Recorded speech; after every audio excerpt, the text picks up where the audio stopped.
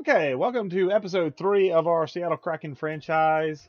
If you missed the first 2 episodes, in episode 1, we basically laid out the setup of the expansion team. We were building the Seattle Kraken, showed off their uniforms, went through the entire expansion draft, my thought process around it.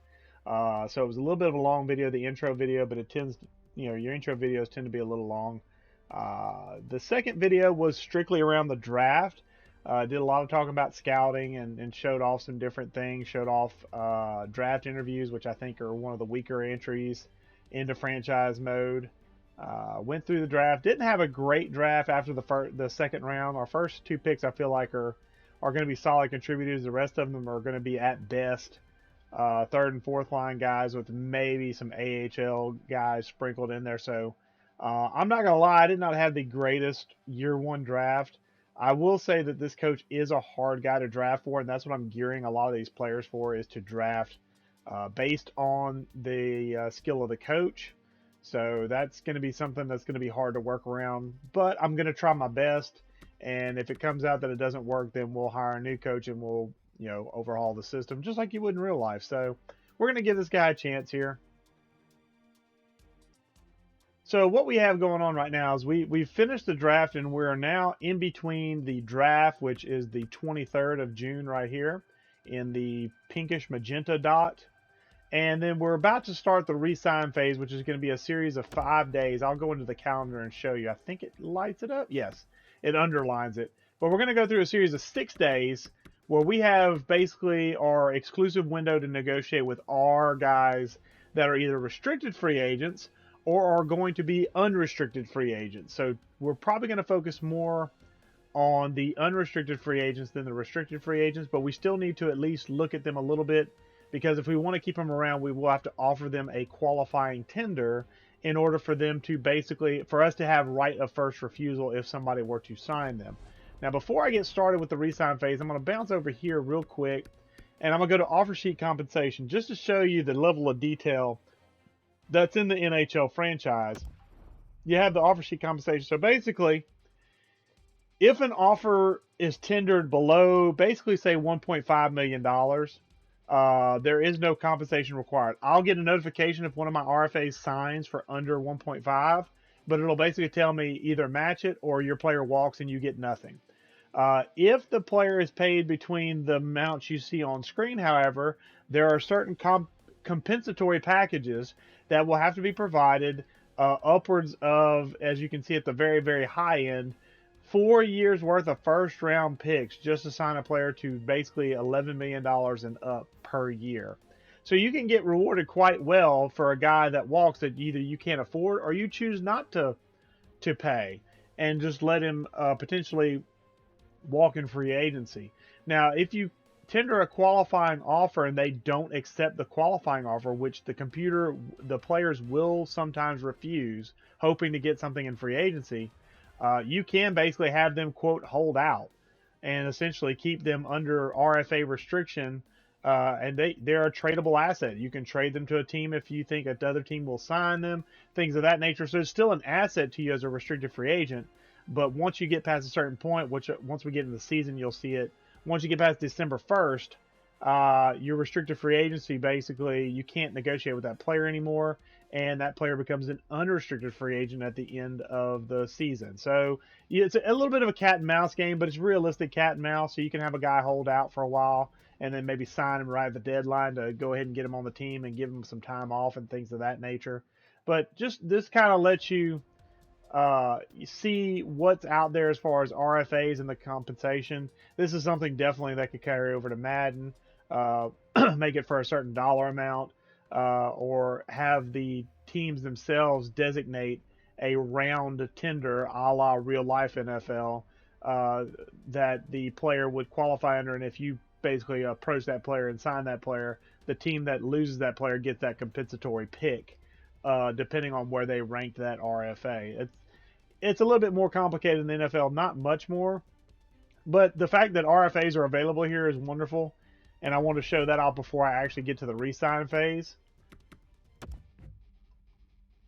All right. So right here you can see we're about to start the free agency, or the re-sign period, I'm sorry. and it notifies me on this screen how many players are restricted free agents, and it gives me some highlights of those players that are high overalls that I need to look out for, so I can keep an eye on it. And then it tells me basically you need to tender qualifying offers if you want to keep the ability to negotiate rights or have the ability for first refusal if another team tries to sign them. So it's just letting me know all this, and if I were worried about it or if I had accidentally simmed too far, I could hit stop simulation, and then it would let me go in and do that re-signing stuff. I'm going day by day, so it's not a huge deal. I'm going to go ahead and hit OK, and now we're in contracts. So now I'm going to go in, and now we can see all our contracts. So all the players that we drafted, these are all the players we drafted, whether in the expansion draft or in the entry draft, the rookie draft, for lack of a better word, that we just had. I'm going to start with centers. And the first guy I'm going to look at is Philippe Scheidel. And then I want you to note that under extension, it says yes. That's a good thing for me, because what that means is if I go to negotiate a contract with that player, he may take a, quote, hometown discount of up to 15% of his requested salary to stay with us. That's not a guarantee. The player still may walk based on other incentives or other things going on with the squad, but that's something to note, that if you ever see a player that wants an extension, you can basically try and give that player a hometown discount to save yourself some cap room in future years. Excuse me. So Scheidel wants it. Darlene wants it. These are just my centermen. And then you see these guys right here. These are guys I drafted in this past draft. I'm not going to sign them to a contract. And the nice thing about that is I actually have these players under control for 2 years before I have to either sign them or let them walk. So I can give these guys, they will still progress, because what they'll do is in most cases they'll go back to their former league that I drafted them from and play for teams in that league. So for example, this guy right here, he was a member of I believe the QMJHL, I believe is what he was. I'm not so familiar with the minor leagues in Canada, I'm sorry.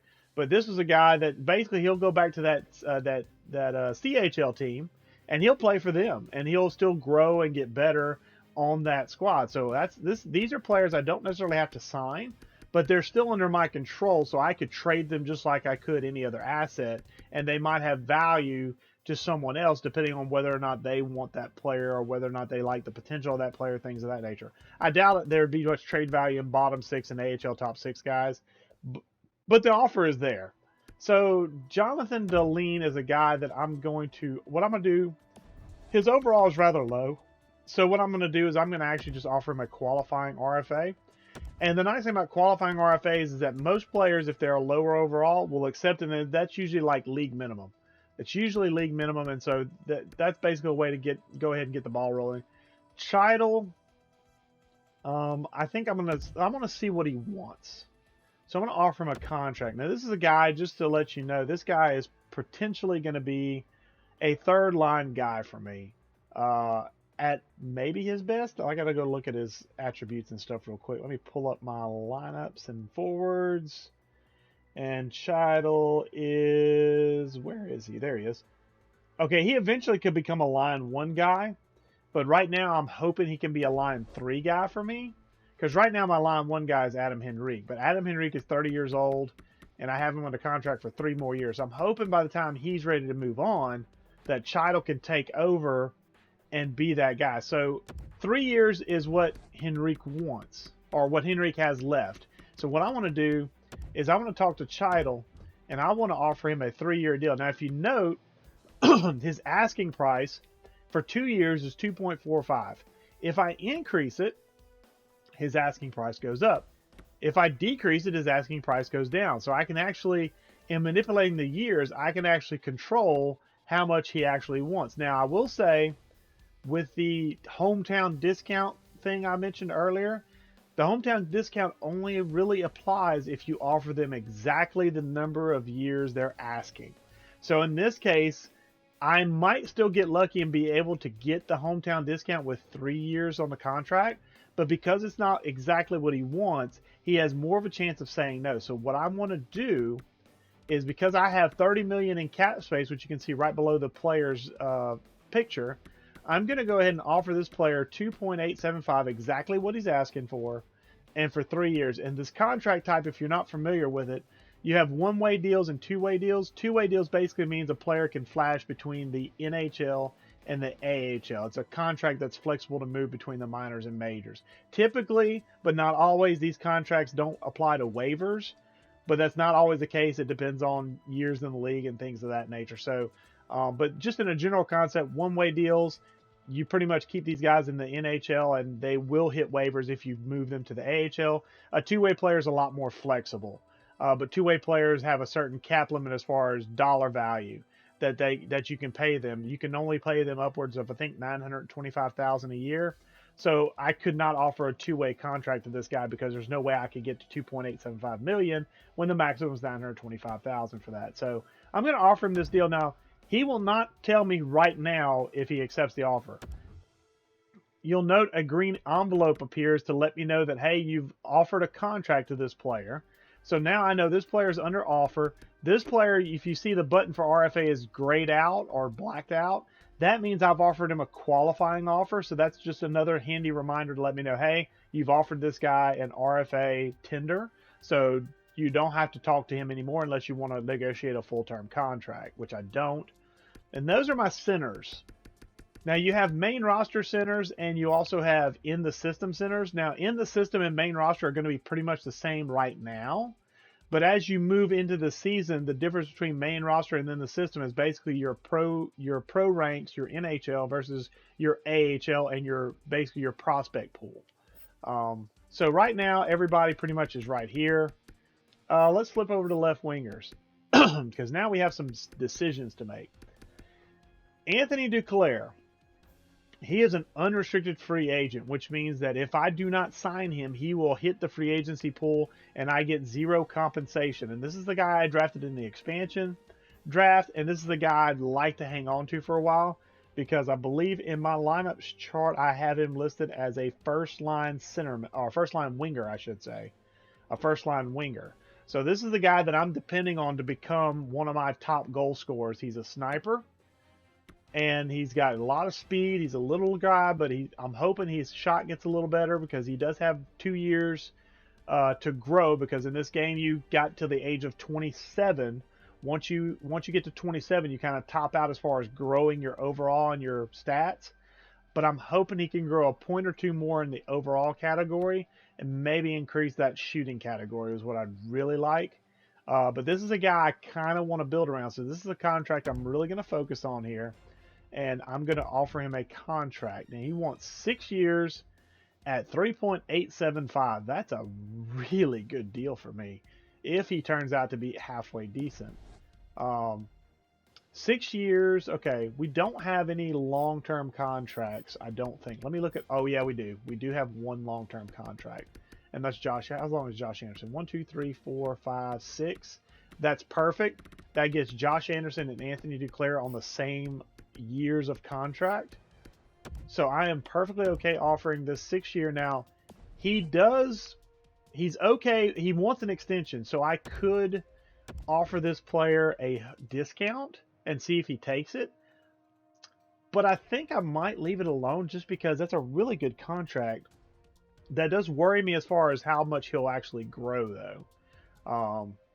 I'm gonna actually decrease it to 3.75, kind of round it off a little bit for 6 years, and I'm gonna offer that and see if he takes it. If he doesn't, I'm perfectly okay giving him what he asked for earlier, which is 3.875, I believe. Anthony Beauvillier, this is the guy who I plan on having on my second line. But if you remember, I drafted Gustav Grachev top 10 overall, the 6th pick in the draft, and this was a guy who was 2 years out from being NHL ready. If I grow him right. What I'm thinking about doing is offering Beauvillier, depending on what he wants. Oh, he wants a long-term contract. Ooh, okay. So now a decision time. Do I offer him the long-term contract? And to be fair, that's a contract at 4.025 that's movable. And what I mean by that, that's a contract that's just good enough to where if I needed to move this player for picks or other prospects, he would still have high trade value because the contract is not so ballooned that most teams would shy away from it. So I may actually, even though I truly only want to sign him to like a 2-year deal. And then if my Grachev guy is ready to go, I'd like him to move on. But If I sign him to the 6-year deal he wants, I can maybe drop that to $4 million flat. And now I have a player who's under a really contract or a team-friendly contract that I could easily move to another team once my Grachev's guy gets ready, if he's ready. If it's a guy that ends up being a bust, the guy I picked 6th overall ends up being a bust. I mean, it happens. But if he ends up being a bust, that's a guy that Beauvillier is a guy that at that point he'd be 25, he'd be in his prime. So he's a guy I could hang on to. This carries him to age 29. Where he'll probably, if he gets better, will ask for a big boy contract. I'm perfectly okay offering this to him, actually. I was not planning on offering him a long-term deal, but at that price point, I feel like that's almost a no-brainer. And then we have Giovanni Smith, who lists as a 4th-line forward. He's a grinder I picked up in the expansion draft from Detroit. A guy who I actually like to be kind of that tough guy in the bottom 6. And a guy who can maybe, I believe, play some power play or PK if I needed to. I wouldn't want to start him there initially, but it'd be a nice guy to fill in a pinch. And he also wants an extension. How much does he want per year, though? Okay, this is a guy who'd be okay playing in the minors. He's okay with a 2-way deal for $850,000. And just to show you a 2-way deal real quick, I'm going to increase it. Once I hit 925, you see how it drops back to $700,000. That's the minimum I can offer a 2-way deal. And that's the maximum I can offer on a 2-way deal. But he wants a 2-way deal. What I might do is actually just do a qualifying RFA. And that qualifying RFA will basically be that 2-way contract at the minimum and see if he signs that. Because if he signs that and I get a 3rd-line player for under $800,000 that I could send down if I really feel like I need to, that's a pretty good deal for me. So I'm going to also RFA. I'm going to tag him with an RFA qualifying offer. So if he doesn't sign the contract for whatever reason, I still have the ability to sign him in free agency. And if some other team were for some reason come in and offer him a contract, I'd be able to match it. So now we move on to right wing, and we don't have a whole lot of right wingers. I believe that's all we have. Yes, that is everybody. So everybody signed. So we're good at right wing. Defensemen. Let's go back to the top here. Gothisbeer, Tanev, Taves. I believe Tanev was a guy I was actually going to look to trade potentially. Am I mistaken on that? No, I ended up deciding to keep him. I traded Brady Shea. I traded Ethan Bear. The only guy I didn't trade out of that combination was Calvin DeHaan, who is going into the last year of his deal. Reasonable $4.55 million, but he's a guy that would be a first liner for me, and I already have a first liner in Shane Gothisbeer that can also play power play and penalty kill. And so I like the versatility of Gothisbeer versus DeHaan. So when we hit free agency, I'm actually going to see if I can turn him and flip him for either prospects and picks or just picks. But Brendan Carlo is my first guy up, 81 overall, 23 years old. I'm trying to remember where we had him slotted. Let me look at my little spreadsheet real quick. And we had him slotted in one of the top 4 defensive pairings on the right side, I believe. Yeah, right side, because he's a right-handed shot.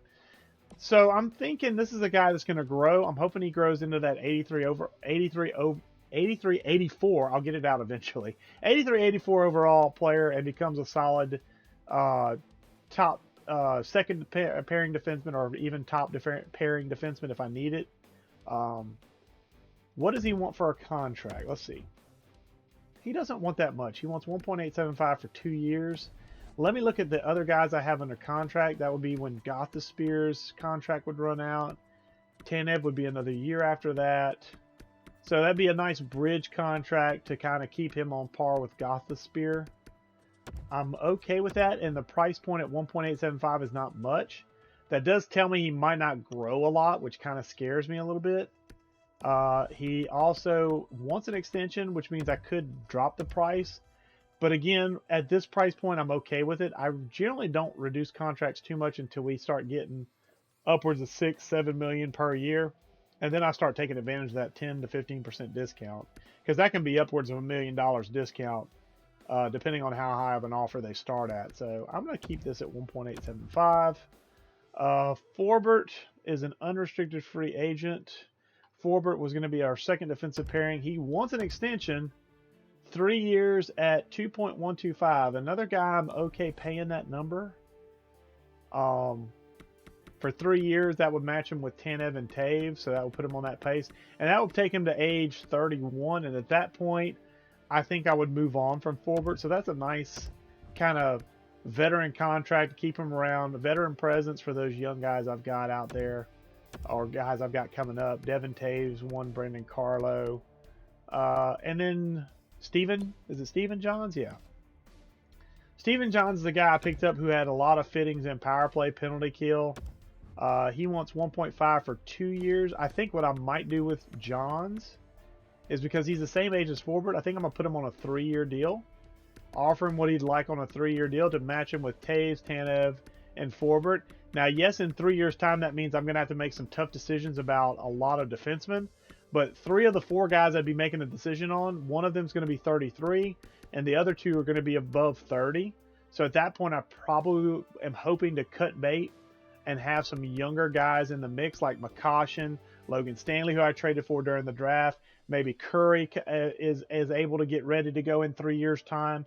I'm hoping that some of these guys will be able to take up the slack once these guys start to move on and get older. And if push comes to shove and these guys get ready a little earlier, McCoshen, Stanley, even Curry, if I feel like they're ready early and these guys are in the last year of their deal, I can easily try and move on from them. I may not get much for like a guy like Tanev, who'll be 33 at that point, but like Taves or Johns or Forbert, those guys are some I might be able to get a small bit of value from.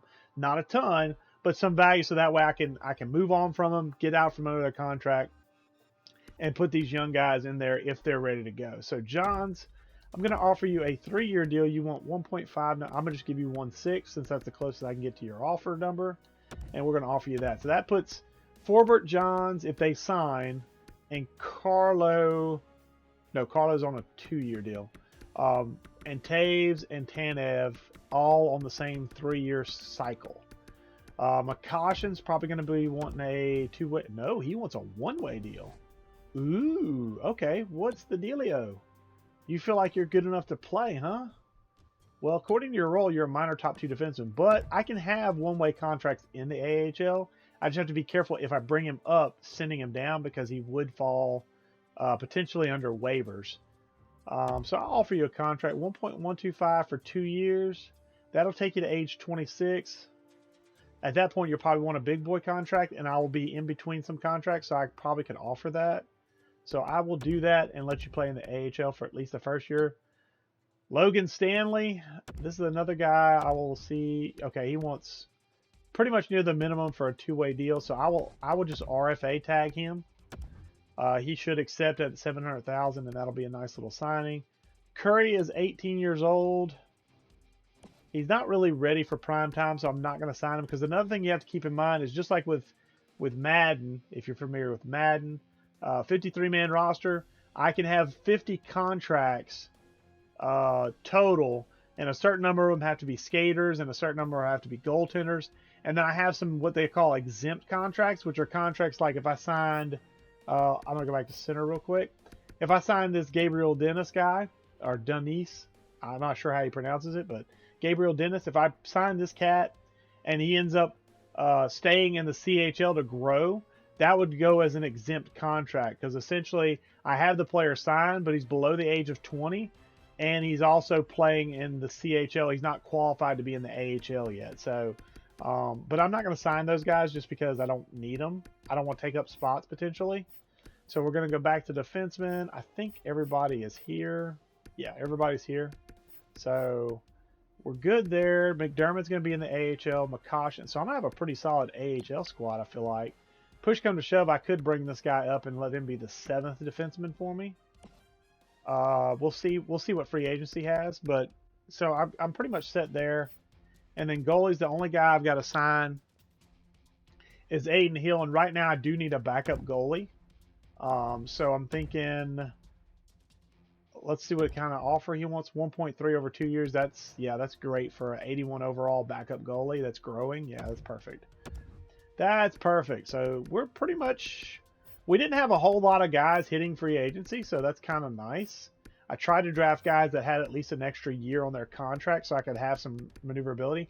That's a guy I did forget to trade. I need to work on moving him as well. in free agency if I can for just whatever I can get. But okay, so let's see.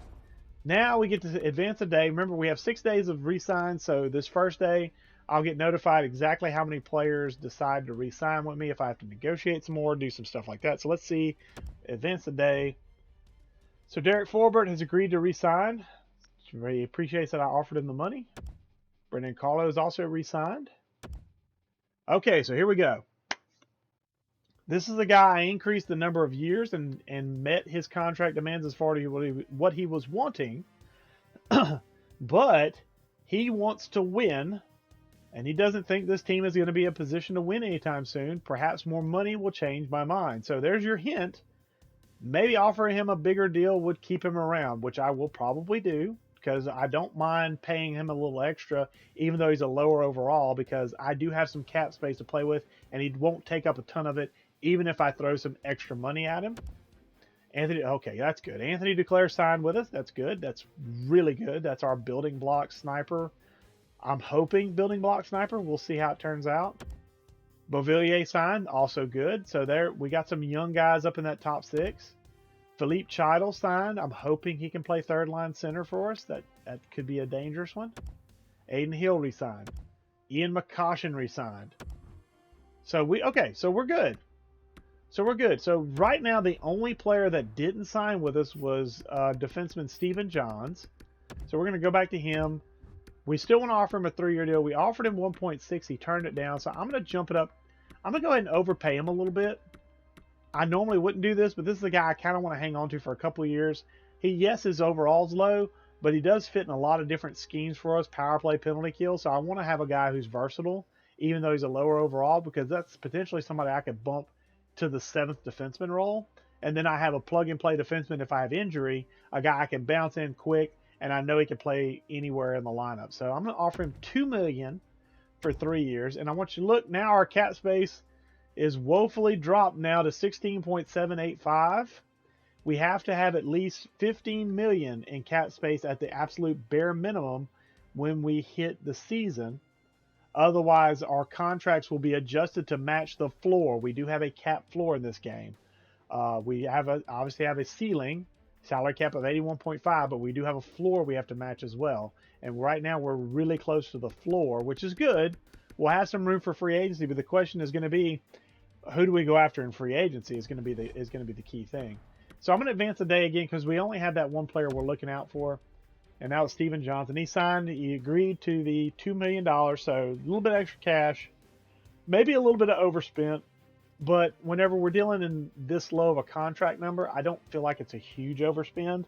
If this guy was wanting if I was offered him 4 and he wanted like 5 or 6, then the discussion would be like, okay, we need to let him hit free agency. But for $2 million a year for 3 years is not a hurting deal. It's not going to be a tradable contract with his overall, but it's still a deal that I can make work for a couple years for this squad. And we're not in cap trouble at this point. I tried to make sure we wouldn't be in cap trouble early. The only quote bad contract we currently have is Josh Anderson.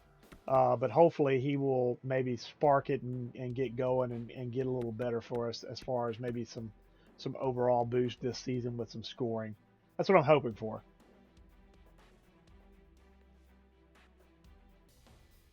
So what I'm going to do now is I'm done with free agency. I'm done with contracts. I'm going to send to free agency, and what I'm going to do is I'm actually going to show the list of free agents that are out there and kind of give you an idea of what's there. I don't think we're going to do a whole lot in free agency year 1, though, because I don't want to put this team in cap trouble. But I do need to make sure we sign a couple of players, not only for our NHL squad, for depth and for our bottom 6 guys, because we are missing a couple of spots in the bottom 6, but also for our AHL team, because I want to make sure some of these younger guys we've drafted or guys we've picked up that are going to be in the AHL, I want to make sure they have the means to succeed, especially our goaltender, Carter Ingram we drafted. He's going to be our starting goaltender, and I have a feeling he might grow really quick and become a really good starting goaltender. So I want to kind of give him the means and the tools to succeed. So I want to make sure he's got a strong AHL squad in front of him. But we can go ahead and send to free agency. If we had missed anybody, as far as tagging somebody or missing an unrestricted free agent, if I missed anybody, it would alert me before it hits free agency. Hey, you still haven't talked to this player or done something with this player yet. Do you want to? And we'll give you the option to stop the simulation. That's kind of nice that if you forget somebody or you're just going through a list and you miss like goalies or because goalies are really easy to miss in this game because they're on a totally separate page. They don't show up with skaters. So if you miss somebody, the game will alert you, and I do like that. That would be something nice for Madden to kind of just alert you and say, hey, you're about to let these guys go. Are you sure you want to let these guys go? So we're going to sim. And there you see right there, Giovanni Smith. This is the guy offered one of those tender qualifying qualifying tender offers. He decided to sign his. Jonathan Dahleens decided to sign his. He's a 65 overall. And Logan Stanley decided to sign his. So all our restricted free agents are gone. We're done. Now I'm gonna edit my trade block. I'm gonna take him off. No. I just signed those guys. Calvin DeHaan's on it. And we're going to put Eric Robinson on it. I'm going to leave that alone because I'm just kind of curious about what we get. Yeah, that's pretty accurate. Okay. So this is where it notifies you about your contract limits. We have 27 players under contract. And if we go over 50 here, we will have people basically cut until we get down to 50. And it explains to you about those exempt contracts. So there's the list. I kind of poorly explained it earlier, but there's the actual breakdown of how it works and how they won't count toward your 50-player limit. They'll go into that exempt contract pool until they become eligible, and then they'll pop up in there. So free agency. Now, at this point in time, if I flip over to my listing of my current line setups, I currently look like I have Chido's tentatively plugged in the third line, Philippe Chidel. I have a guy, Nick O'Dowd, I picked up in the expansion draft. That's a guy that is not the greatest overall, but a guy who can play bottom six. So I'm thinking about playing him, or actually is he line 3? He may be just line 3. Hold on. Oh, he's all. Okay, so he can play anywhere. So I would probably consider putting him, actually maybe even fourth line winger with Austin Watson. So I need to get a third line guy, a third line player for my scheme. And based upon what I have currently tentatively set for a lineup, I have a grinder on that third line left wing with Giovanni Smith. I have Philippe Chidel, who's a two-way forward. And so I need a winger. I would like to have a winger that would be a solid scoring type if I can get that. So you can see we have guys like Taylor Hall, 8.25 million. So if you're not familiar with this, how this screen works, real quick, I'll read over it. Obviously, you see the player. I know the player's name, but if you wanted to look, you could click on him. Taylor Hall, there he is. Elite potential. So you basically get a snapshot, what position they play, what their name is, what their potential is, whether it's exact or whether it's still growing. Teams interested. So it will tell you how many teams, if any, are interested. I'll bounce into Hoffman's here shortly to show you what that looks like. Salary expected. You can offer more, you can offer less, but just be aware if you offer less, especially if a team is already interested, that may make it to where that other team catches them. And then years wanted. So this is what the player wants. You don't have to offer that, but that's a good starting point for negotiations. But let me show you Hoffman, because there is a team interested in him. I'm not going to be, but I want to show you what it looks like. So I can bounce in here and offer him a contract. And if you look, it's right here. It shows his age. It shows his potential, the years he wants, the asking price he wants, interest in a two-way contract. Clearly not if he wants to make $8 million a year. Other team interested is Anaheim. So A&A is Anaheim, I say the Mighty Ducks, the Ducks. The Anaheim Ducks are the other interested team. So that at least tells me who's in contention for his services. That's not a guy I'm actually looking for, because if I go flip to him and I scroll down, he does not fit my coach's scheme. So he's not a guy that I'm looking to spend money on. Plus, 30 years old and a 6-year deal. By the age of 32 or 33, that top six potential is going to start to drop. And then that $8 million contract is going to become a boat anchor. So Anaheim, sign away. Please, sign that player. Jaden Schwartz doesn't fit our scheme. Gabriel Landeskog. Line 2. I don't need line 2, though. I have full on line 2. Alexander Ovechkin. The grade 8 has hit free agency. How did Washington let him go? He does not fit my scheme. I'd be one of those to be like, you know what, I'm just going to sign that guy anyway. Now, this is currently organized by salary.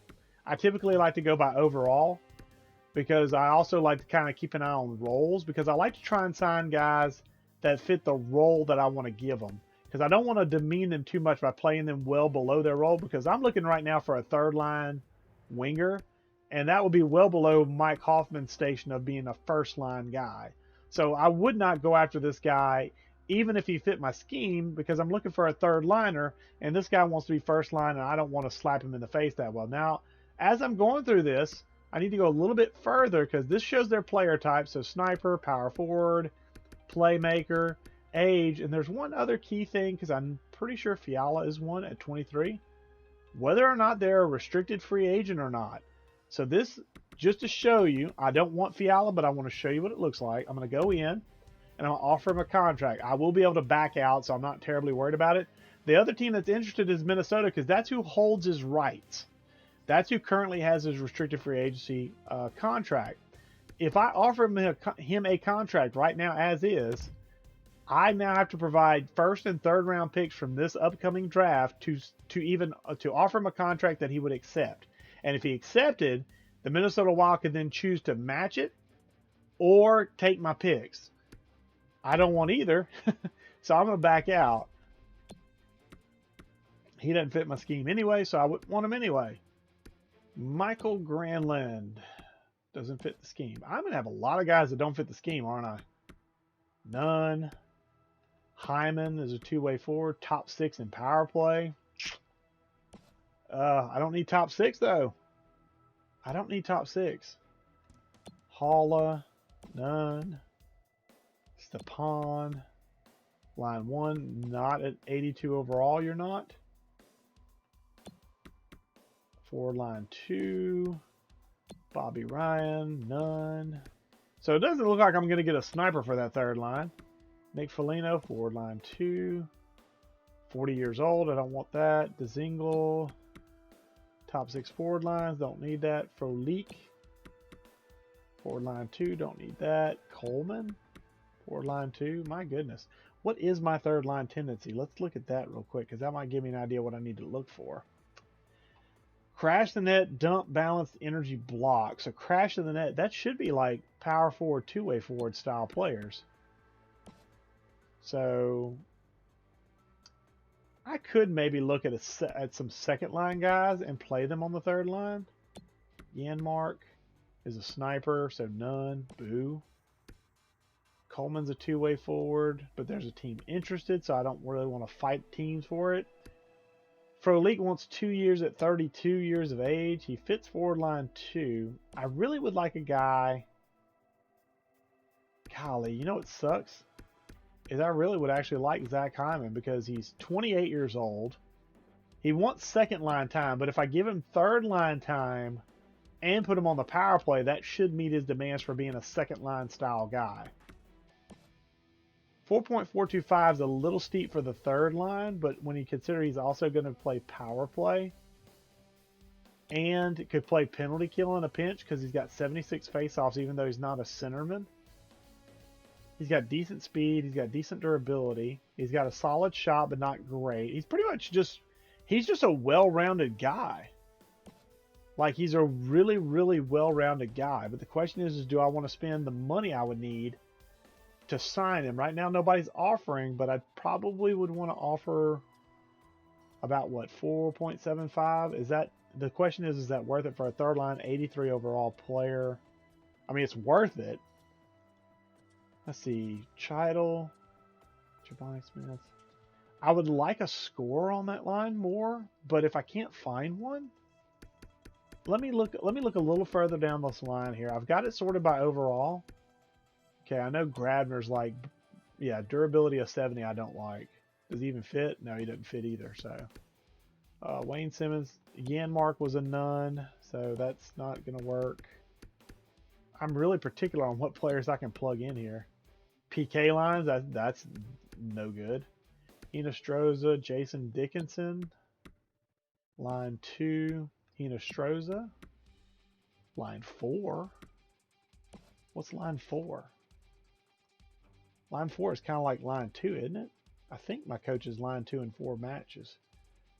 No, it's complete opposites. Okay. So if he fits line 4, you know, he could, if he matches some tendencies, he could actually fit on third line. Let's see what his shot stats are. Decent speed, decent durability. Body checking isn't the greatest, and neither is aggressiveness, but he's playing on a line with a grinder that can do that for him. And with Chido, who can maybe do some heavy lifting. He could also play center in a pinch, which I dig. I think I'm going to go after Vinny Hinostroza and hope he meshes well enough on that third line. 1 year deal? Do I want to offer a 1 year deal? Or do I want to make it a little bit longer? Let me go look and see. I know I'm exiting out, but I want to look and see what I have contracts for my forwards. Particularly my third line guys. So right now I have Chido. He's on 3-year deal. And then I have Giovanni Smith is on a 1 year deal because he signed that that 2-way contract. So is Dowd in here? Where's Dowd at? Where's Dowd at? Dowd is right here at 78 overall. He's also on a 1 year deal. So realistically, I could play Dowd up here and play Giovanni Smith in the AHL for a year just to see if he grows a little bit. Because he's only 22, so he might jump up a little bit higher. Maybe to a 79. So do I go after both? Well, no. Dowd could play bottom. He could play fourth line. He can play fourth line. So I can put him on the fourth line, which is where he's marked at. 2-way forward. Got some centering capabilities for sure. Yeah. I feel like I can do that, yeah. Who do I have currently on the fourth line center? Sundqvist. So I have you on the center spot. 74% face-offs. Yeah, okay, so you would play wing. Okay, so I got my fourth line. Sundqvist will play right wing. Dowd will play center, and then Austin Watson will play left wing. How long is Austin Watson signed for? 2 years? I tell you what, we'll offer Hinostroza because he's 26. We'll offer him a 3-year deal. We'll offer him a 3-year deal, and we'll bump the price up on it a little bit. So we're gonna find Hinostroza. You're gonna come play third line time for us, buddy. Where are you at? You're pretty good. There we go. Hinostroza. Okay, 3 years. We're gonna offer you. We'll offer you 2.5. We'll offer you 2.5 for 3 years. I don't think that's I don't think it's a huge overpay. For a guy that could potentially be a really good playmaker on the third line and maybe do some other stuff for us. What does he, for just forward line for? He might be able to do some penalty kill or not penalty kill, but a power play as well. All right, so that is the only forward I really desperately need for my top 4 lines. Defensively, I'm actually pretty well set, I believe. Let me look at my contracts from my defensemen real quick, just to make sure. Yeah, Gotha-Spear is signed for 2 years. Tanev for 3. Taves for 3. Carlo for 2. Dahan I'm trading. Forbert for 3. Johns for 2. So that's 1, 2, 3, 4, 5. I've got 6 defensemen. So I really only need depth defensemen. So now is the time when I need to find a trade. And I need to find a trade for defenseman Calvin Dahan. Who can offer me for what? 4th and a 5th. 4th in 2022. Dallas Stars are giving me a 3 and a 5 this year. That's actually a pretty good deal. I may come back to Dallas. 4 and 4. Duchesne? No. I'm not taking 5 years at $8 million for Duchesne. Nope. That's your bad contract. I'm not that big an idiot. 3 and a 4, but Tampa. Tampa's good. I don't want Tampa's picks. That's basically a 4 and a 5, essentially. Jakovic and a 6th. I don't know who this Jakovic guy is, so let's see if I know anything about him. Thanks, scouts. Come on, scouts. Maxime Jakovic, sniper. Okay, that's probably not a good sign. No, oh, so I'm definitely not trading for him then, because generally speaking, snipers are real hard to fit for me, for this coach, and I'd hate to trade for him and then have him be a guy that just completely doesn't fit. So we're going to go back to defenseman, back to Dahan. Let's open that back up. I think Dallas is going to be the pick here. 3 and a 5 in next year's draft. Let's go backwards. Petrovic and a 6. Winnipeg's 3 and 5. What was Dallas's? 3 and 5, but both next year. This one's a 2022 third and a 2021 fifth.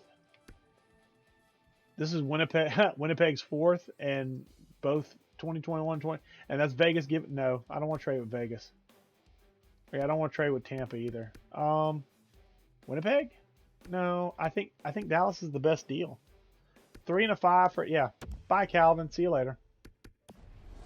All right, let's get a little comfy here. All right, so now I have to look at contracts because now I've just traded somebody. Now my cap space is at 19 million.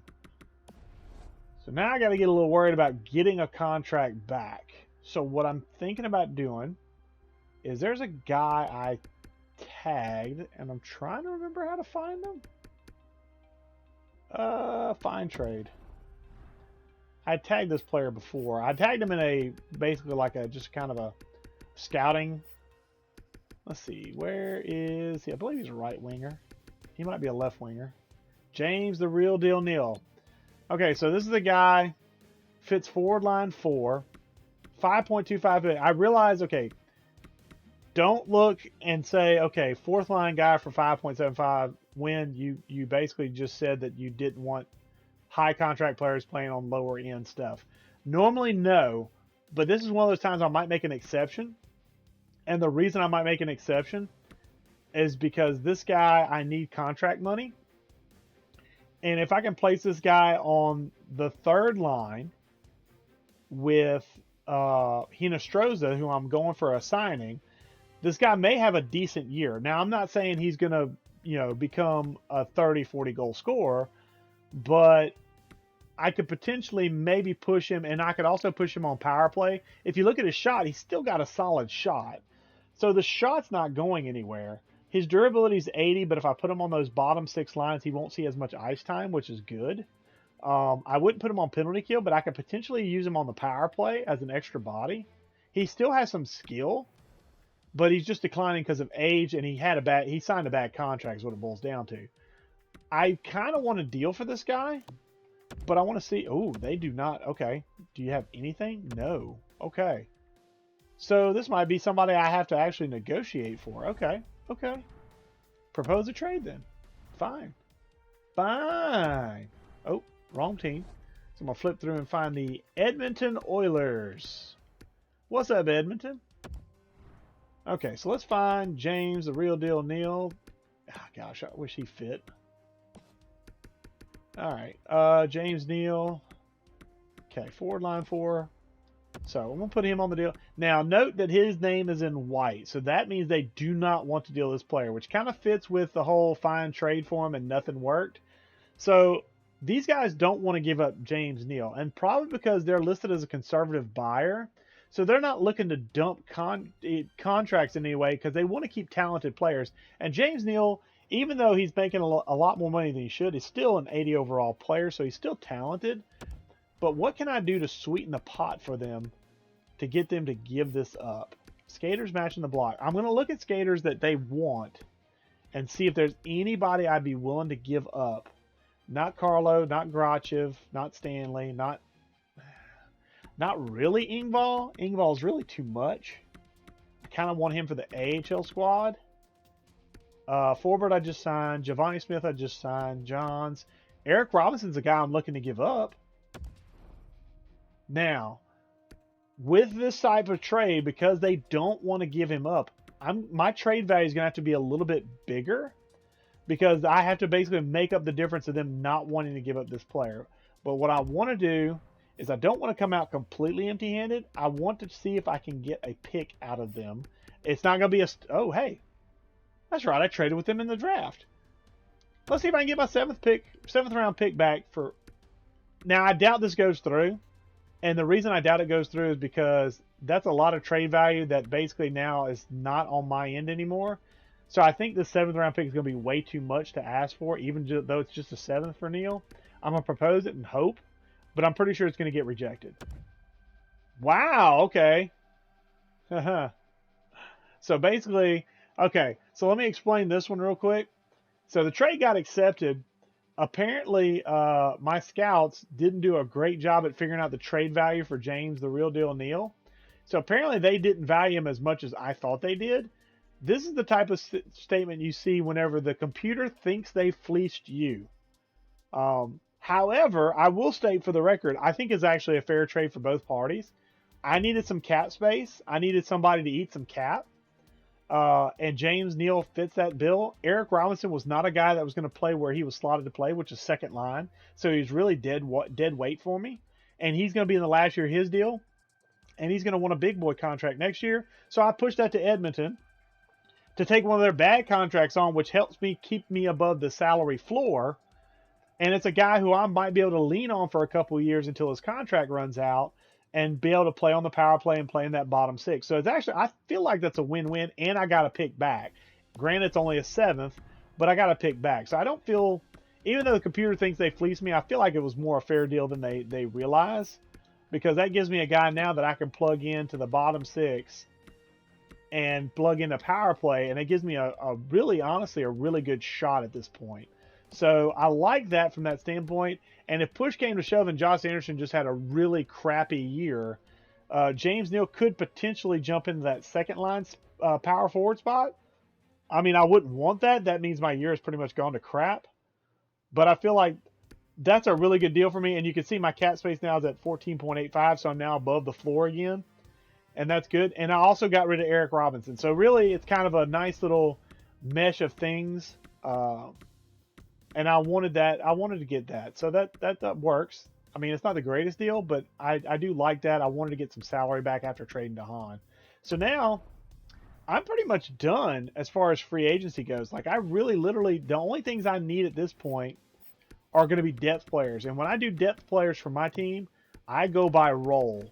And I look for players that specifically want to be depth players.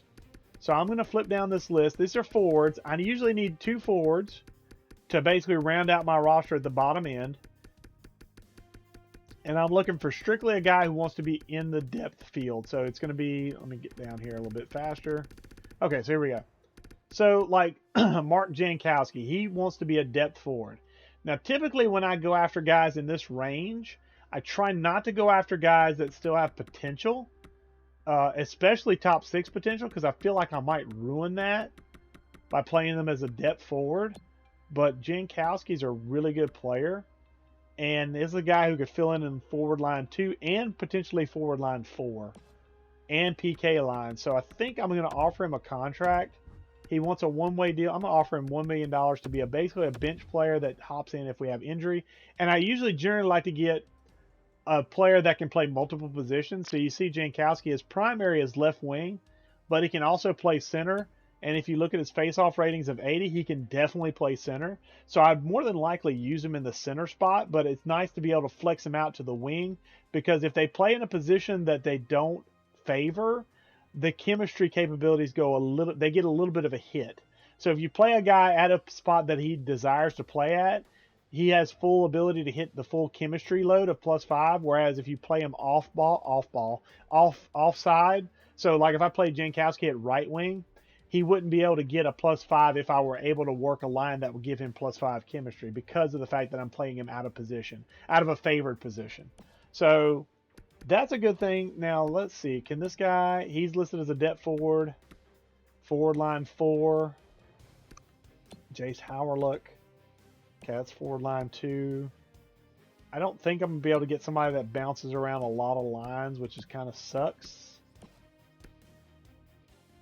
What about you? Dryden Hunt, forward line 1 and power play lines.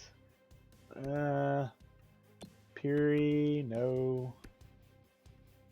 Derek Ryan's only a center and not really slated. Boo Nieves, not slated for it. Sven Barici, probably not slated for it. Right now I'm looking for guys that might fit our scheme as well. Preferably multiple spots, but I'll take just filling a spot.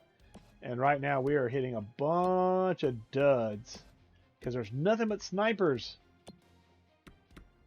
That guy just looks Joaquin Nygaard. Yeah, no, I'll pass. Ben Street, nope. Nick Patan, nope. Cooper Marody, forward line 4. I'd rather have somebody that could play multiple spots. I'm getting kind of picky now with these because if I'm gonna pick a guy, he's gonna be a depth forward anyway. I'd rather be him to be versatile. And a lot of these guys aren't terribly versatile because, see, now I've jumped into minor scoring. I don't want to go that far down. So we're going to just have to pick somebody up here. I will probably go with Alain Kine, who fits forward line 4. He's a playmaker. He's not great, but you got to think about it from the standpoint of this is a guy who I'm not planning on playing unless injuries occur. So I'm okay with this. Two-way deal, so he may have perchance end up in the AHL as well. Actually, no. Can I get somebody else? What about you? Blake Lizotte? Nope. Tyler Ennis? Can he fit? No. Simon? No. Wait, what? Forward line 1 as a sniper? Really? Decent shot, decent durability, decent speed. Plays right wing and left wing. Okay, there we go. So that way, if Declare were to get hurt, I could plug him in up there. He still wants a two-way deal, though. Poop. Well, I don't want to do that. I don't want to do that. Oh shoot, I don't think he. Okay, he fits too. Does he want a one-way deal? He wants a two-way deal. Well, it looks like I'm just doing two-way deals. Okay, fine. Then I'm gonna sign Simon to be my depth guy because I want a sniper guy to be able to depth in. Okay, and now, now I'm going to have to wait a couple of days for these guys to sign. They don't sign right away like with the re-sign phase. They change it up a little bit and they have to wait a couple of days. But essentially what I'm going to do is I'm going to look. All these guys are going to be in the NHL. Do I have anybody in the system? Darlene's the only guy in the system. But he's a guy who if I bench would not hurt my feelings any. So I need a full suite of centermen.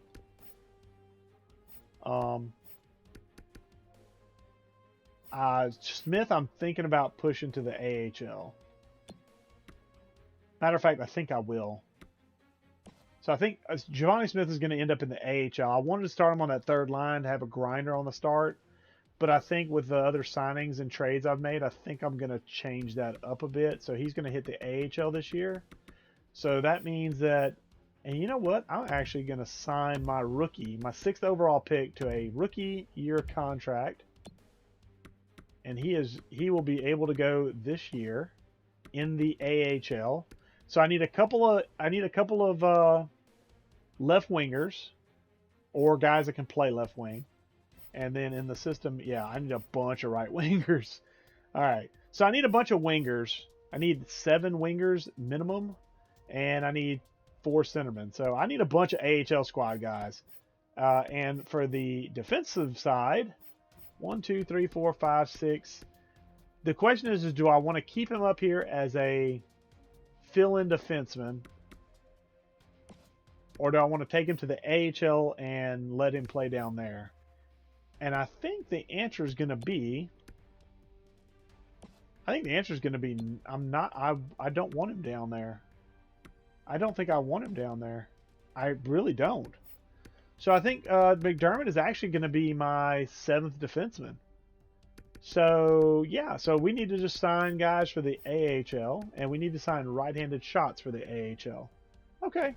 I can do that. So what we're going to go ahead and do that now. Just kind of knock it all out at once. Usually, I like to wait and make sure I sign the free agents I've targeted before I go to the bottom guys. Because the bottom guys, I'm pretty sure I'm going to get regardless. Because if you offer them a contract early on, they're like, oh, wow, hey, thanks. You know, they're surprised you're even talking to them at this point of free agency. But normally when I look at this setup, I try to look down here in 4th line or lower. Especially if it's guys that I don't really care about development-wise. So I'm thinking this guy right here, Luke Glendening. I like him because he's a penalty killer. He's a veteran. He's a guy who I could even call up in a pinch. I would play him in the AHL. It's an expensive contract for the AHL, but I've seen worse in the AHL. And a guy who can play wing. So I'm going to pick him up for the AHL squad. And then generally after that, I think I'm going to pick up like depth forwards if I can find any. Cooper Marody, top 9. Yeah, I'm going to pick you up for the AHL squad. 2 years, that's fine. I'm looking for depth or... That's a veteran guy. He didn't fit. Blake Lizotte doesn't fit. Kine does fit. Forward line 4. I didn't want to play him that low on it. Jordan Wheel doesn't fit. Let's get Kine up here because that's a guy I was thinking about getting for the NHL squad anyway. So we're going to take him and put him in right there. And then let's look at these minor scoring, minor check guys and see what we got down here. Forward line 2 and PK lines. Gauden, forward line 1 and PK lines. Okay, how's your face-offs? Now right here, just to kind of explain my thought process, I'm really looking for bodies more than anything. But I'm trying to get a mix of guys that have exact potential, guys that I don't care about developing anymore, and guys that I might be interested in developing to see if they become something. This top 9 guy, he probably won't be much better than about a 79 overall, but maybe as a depth guy who could come in and jump in on the first forward line in case of an injury for a couple of games, maybe not long term, but for a couple of games, that would be something I would generally not mind having on the squad. Let's see what else we got here. How many players have we approached centerman wise? 1, 2, 3. Okay, so we have 4 centers right there. So I'm going to leave it right there at that. I'm not going to go after any more centers. Now I want to go after some left wingers.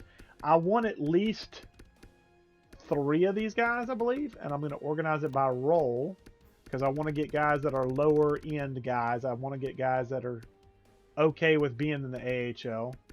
What about Dano? Is he fit? Forward line 1, I don't want that. Nieto? Forward line 1 and power play lines, but again, $2 million. Nope, not signing that. Let's fall down here. Depth forwards, let's see. Sven Barrett-Chi, Peary. I looked at a bunch of these guys already, so I'm familiar somewhat with them. Nygaard was a guy, forward line 2 and PK, but he wants 1.4. Tyler Ennis wants cheap, but he doesn't fit. Boo. Gabriel Bork. Forward line 2, 875. I like the money. I don't like the physicality. I'd rather you be more physical, but I do like most everything else. So yeah, we'll offer you a contract. 2 years is a little much, but that's okay. Del Call. Do you fit? No. Boo. Okay. Dryden Hunt. That's another guy I wouldn't mind having. Dryden Hunt, yeah. We'll sign him for 2 years. Okay, how many have we approached? Jankowski, that's a guy for the NHL. These 2 are guys for the AHL. I want one more guy because I want some depth in the AHL as well in case injuries occur in the AHL. So we may end up adjusting some of this a little bit after the fact once we get everybody locked in. I'd love to get some shooters for the AHL or playmakers, but that's going to be... Okay, there's a line 4 guy. What about this Kyle Rao? Nope. What about Andrew Agazzino? Nope. What about Hagel? Forward line 1? Bottom 6 potential, though. Low bottom 6. Hey, you know what? Consider yourself an AHL guy. So, that's 3. I think that'll be okay for right now. So right wingers, we need a bunch. Need a full suite of them. Simon's going to be in the NHL. McCarron, can he fit anywhere? Yeah, McCarron's a good guy. McCarron's a good guy to have. How much does he want? He wants a 2-way deal. Cool. You can have a 2-way deal, buddy. Okay. Continue. Grinder, yeah. Forward line 4. Only a right wing, though. I'd rather have some flexibility down there because if injuries occur, I want to be able to bounce guys around. Carter Ashton, Grinder. Again, though. 4th line guy, though. Do I care about... Nah. You can... I'll sign you. Okay, and maybe one more guy.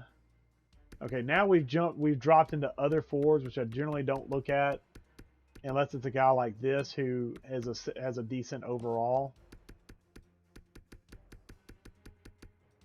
But the Studenick guy, Martin Studenick. Again, I'd prefer some ability to transition over and play other stuff. Talon Gruel, he's terrible. Why did I even look at him? 70 overall. Verano, two-way forward, line 2. Oh man, I don't know. I don't know. I tell you what, let's go by overall again. Let's look and see if there's a fourth line guy we might could sneak for a cheap. That would be a solid pickup. What about Neeson? Top 6. Oh, that's perfect. Perfect. Yes, it's a lot of money. Actually, I'll tell you what, 1 year at 1.45 or 1.425. And if you accept, you accept. That's awesome. Okay, cool. If you don't accept, I'll go with somebody else. No harm, no foul. And then defensemen. I need right-handed defensemen that are minor league or depth defensemen. I'm okay if they're depth defensemen because I could easily replace McDermott, who I currently have up in the top end. But if I can't find anybody that's really worth it, I would not replace him because I believe McDermott could play everywhere. Let me check my list here. No, he was top 4 in PK. Steven Johns could play anywhere, though, which is nice. I don't think I'm going to find anybody like that, especially not a two-way defenseman. Forsling, defensive pairing 1. Jack Johnson. Really, I just need to look for... How about Irwin? No, okay. What about Lucas Spiza? Top 4. Okay, I've got... I mean, why would I sign this guy when I already have a guy that does that? Slater Cook. Defensive pairing 1. Hutton two-way. I'm really wanting either offensive or defensive defenseman. Mirko Mueller. All PK lines. Pouliot. None. Okay. Jordy Ben. Oh, that's actually pretty nice. That's actually pretty nice. Okay. Yeah, I'm going to sign you to be the 7th defenseman. You're going to be the 7th defenseman. That'll move McDermott down. And now I'm going to go after guys that fit the scheme that are right-handed. Do you fit the scheme? You do. Boom. You're in. You're going to be in the AHL. I hate to break that to you. So I'm looking for guys that basically are right-handed shots that fit the scheme a little bit because I do believe, let me double check my coaches in the AHL to make sure. Yeah, we're 100% match on the defensive side. So whatever guys say for the NHL coach are going to be the same thing they say for the AHL head coach. So, and I'd like some right-handed shots, but I'm not seeing a whole lot. Ben Harper, lefty, lefty, lefty, righty. Perfect. Zach Trotman, welcome to the Seattle Kraken's AHL squad. Let's pick up one guy down here in the minor top 4. Can we find anybody maybe with some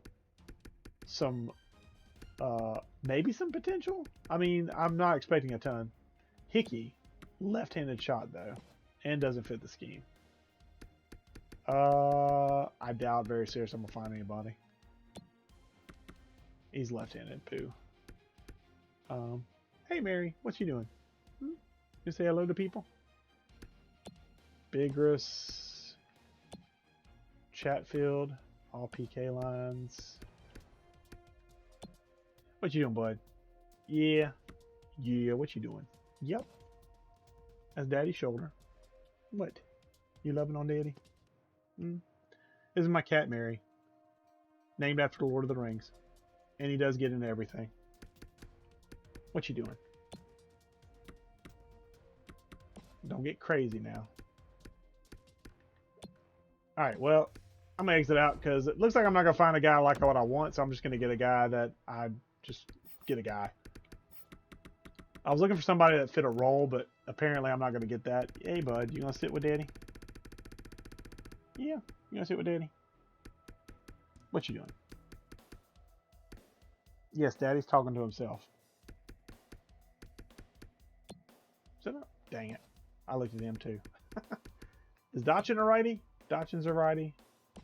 Okay, I realize it says top 4 defensive pairings, but guess what? One of you is going to be unhappy. All right, and I'm going to scroll all the way to the bottom to minor depth defenseman because I'm going to pick up a guy down here, and I don't care about this. I'll get a veteran. Ooh, does he fit? Defensive pairing 1. What the heck? 23 years old, I'll take a flyer on you to just sit on the bench. That's all you got to do. Okay. One last thing we need to look at. Remember how I said in one video, I think it was this video, maybe it was the last video, you forget about goalies? Well, I almost forgot about goalies because Rodriga is not necessarily ready for primetime action. So I don't want to put him in primetime. I think I'm going to go find me a backup AHL goaltender and sign that cat. And I don't care what type of potential it has. I just care that he's good enough to maybe get the job done if I have to put him in. So minor starter, backup. What about, I don't want too good. And if they're good, I want them to already be tapped out. Backup at 22. AHL starter, 31. Backup, 73 overall. You played in the NHL though, didn't you, Scott Darling? I swear I've seen that name before. Yeah. Okay. You know what? Former NHL goaltender? Sure. Would rather not have you for 2 seasons, but if you're a bum after 2 seasons, I'll just cut you. It works. Okay. So there we go. So all the players we're probably going to go after are now signed, and now we wait. And we wait. And we'll get trade offers in the meantime. So Edmonton offering a 4th and a 5th for Forbert and Dowd. No, that's not happening. Okay, Jordy Ben has accepted our offer. He will become the 7th defenseman in the NHL. Glenn Gowden has accepted our offer. Dominic Simon is going to be a depth piece for us in the NHL. Yanni Hakanpää is going to be an AHL defenseman. Vinny Hinostroza signed. That's good. Brandon Hagel signed, AHL. Luke Glendening signed. He'll be AHL even though he's listed as Seattle right now. I can move that near the end here. Mark Jankowski is going to be in Seattle. Dryden Hunt is accepted. Alan Kine is accepted. Oh, Cooper Marody did not sign with us. He signed with the Montreal Canadiens. Oh, that sucks. Michael McCarron, Jake Dotchin, Stefan Neeson, Zach Trotman, Gabriel Bork, Scott Darling, Carter Ashton. Oh, no. Okay, that's a defenseman that signed with another team. Declined the trade. Okay, so we do need to pick up a couple of players, namely a centerman for the AHL. So we're strictly looking centerman for the AHL. So basically a guy who's 4th line or minor league. I'd be okay with depth or minor league at this point. Would like somebody who can do some different stuff. Lettieri's not going to fit. Dries is not going to fit. Jujar Kyra fit? That's expensive for a AHL player, but I'm gonna take it. Okay, Jujar Kyra, welcome. And then defenseman, I was picking up a garbage defenseman anyway, so it's not like that was a huge loss to lose that young kid. I don't even remember his name now, but I was looking for somebody to fill in the spot. So, and he had some potential too. So, what about you, Bobby Nardella? No, you don't fit. What about you? You don't fit. What about Mackey? Does he fit? Oh, I don't know if he fits. Ha ha ha ha ha. Lovely. Griffin Reinhardt doesn't fit.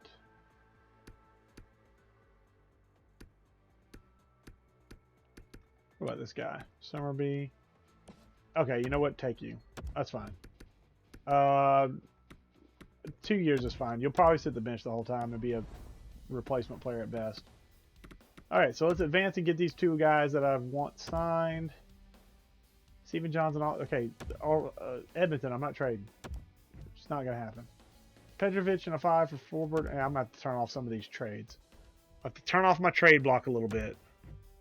Jujar Kyra accepts and Doyle Summerby accepts. Okay, so we're pretty much now done as far as signing free agents. So what I'm going to do is I'm going to stop the video here because this went kind of long, a little bit longer than I anticipated. But I wanted to show you the process of basically getting a team, especially a first-year expansion team, kind of primed and ready to go. When we start the next video, I'm going to fast forward a little bit to the point where we actually have lines ready to go. So in other words, we'll be editing our lines. And that may be another little bit of a longer video because I want to show all the detail that goes into chemistry, coaching staffs, player preferences, and all that stuff, especially if you're unfamiliar with it coming from Madden and watching this stuff. I want to show all that off because I want you to understand how wonderful it is to be able to put a team together that may not look as good on paper, but because of chemistry and matching up players' profiles and coaching profiles, you get a team that's actually better than the sum of its parts. So please tune in next time. We'll be doing that. That's where we'll start. And then we'll actually start some simulation. That'll be fun. Get to watch me hopefully not cuss too much. I'll try not to. Can't make any promises. But that'll be the next video. If you like this video, give it a like. If you aren't subscribed, which I don't have a lot of subscribers, but if you aren't subscribed and you enjoy the content, give me a subscribe. You'll see this video also on Grown Folks as well. All I can say is just hopefully you enjoy the videos, and I'll keep cranking them out because I enjoy putting them out there. Until next time, guys, take it easy.